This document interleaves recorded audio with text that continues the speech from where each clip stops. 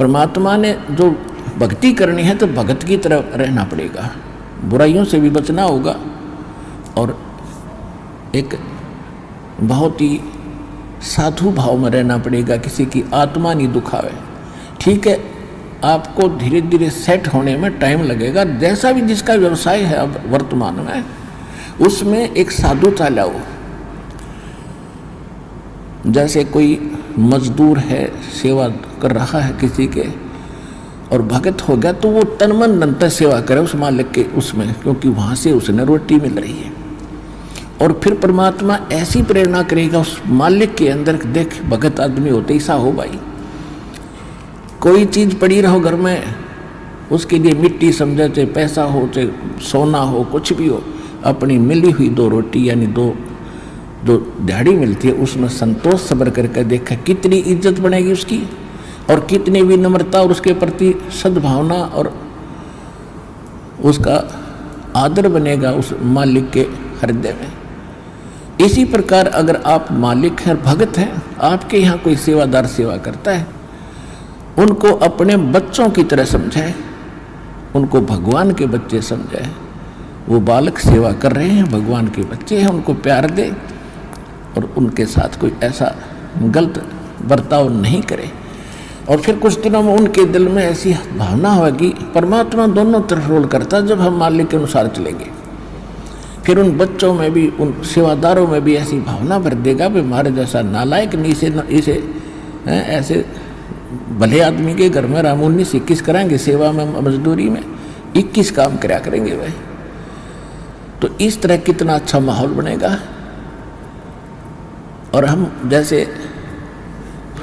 जैसे मालिक तो समझता है कि न पैसे दो 100 रुपये और काम खींचूँ 1000 का, और मजदूर क्या समझते हैं, रुपये लेवा 500 और काम करा 100 रुपया का।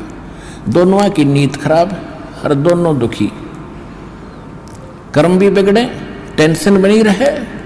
तो इस प्रकार हमने अपने इस अंतःकरण के अंदर एक साधु भाव लाना पड़ेगा, और तब हम देखना आपका वातावरण कैसे बदलने लगेगा, कैसे बदलने लगेगा, पूछो मत। तो तब हम यहाँ भी सुखी होंगे, आपको चिंता नहीं रहेगी कि वहाँ सेवादार सेवा कर रहे हैं, वो अपने तन मन धन से सेवा करेंगे भगवान से डर के, वो भगवान से डरने वाले हो जाएंगे, फिर बातें खत्म हो जाएगी। अब तो आग लगी पड़ी है, रिश्वत ले ले, यूँ ले लूँ, फलान करूँ, जब करूँगा तेरा काम धर दे 500 रुपये, और उधर से 500 ले लिए, डॉक्टर के जाकर 1000 लग गए, वो 500 भी गए, 500 अपनी तनख्वाह में तो गए। अरे वो पाप कर्म जो के दो धरे के धराए रहेंगे, फिर गधा बन के पूरे करेगा जिससे रिश्वत ली है। तो इसी विघ्न में पैर दो मत, ये भगवान बताना चाहते हैं।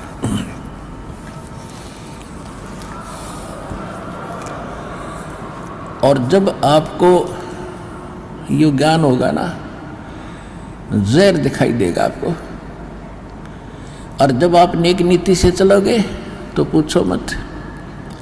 अब दास बहुत देखता है, एक छोटा सा बच्चा ने बोला जी 55 रुपये पाए मैंने पड़े, वो घर पे ले आया, घर वाले बोले ना बेटा हमने नीचे धर दे, अपना दान पात्र में डाल दिए, इस वजह हम नहीं खाएंगे।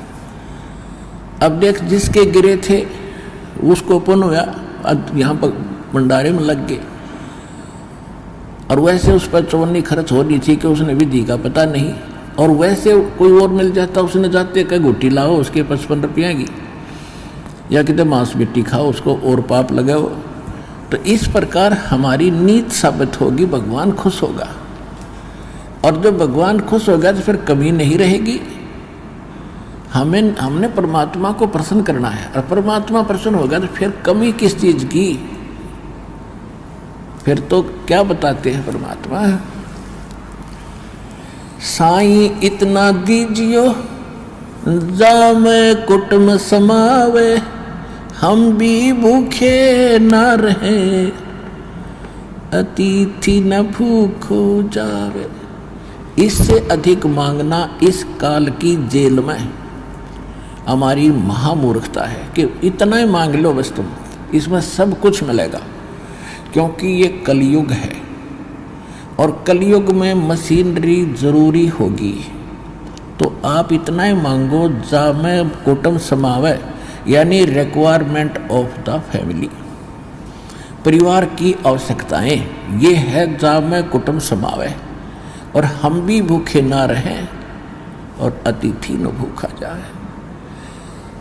फिर देगा आपको, और फिर रहो मालिक के वचनानुसार चलो। फिर कैसे, जैसे परमात्मा कहते हैं, चिड़ी चोंच भर ले गई नदी न घट्यो नीर, दान दिए धन घटे नहीं, यूं कह रहे साहिब कबीर। परमात्मा अपना साइन कर रहे हैं इस वाणी को बोल करके, कह रहे साहिब कबीर कि दान करने से धन नहीं घटेगा, ये नियम है ईश्वर का, परमेश्वर का। और दान सुपात्र को करे, गुरु बिन माला फेरते, गुरु बिन देते दान, गुरु बिन दोनों निष्फल हैं, चाहे पूछो वेद पुराण।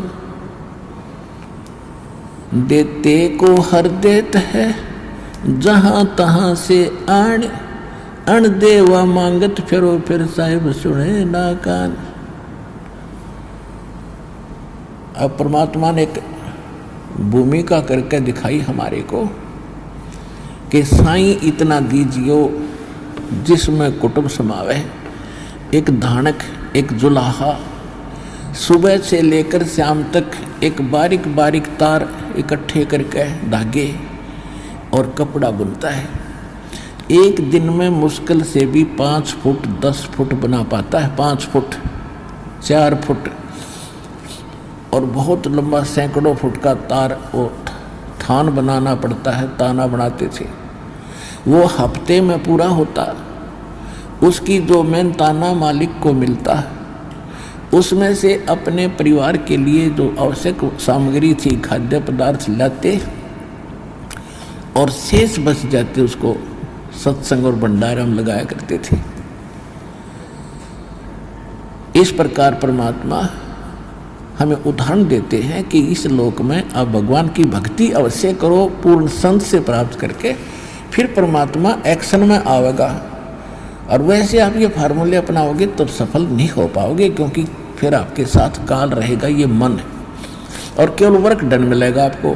यहाँ वर्क से भी अलग मिलेगा आपको, किस्मत से भी न्यारा देगा परमात्मा, क्योंकि हम परमात्मा से कुछ और मांग ही नहीं रहे, इतना ही मांगते कि हमारी भक्ति बनी रहे और हमें कोई आवश्यक वस्तु का अभाव ना हो, बस इतना सा।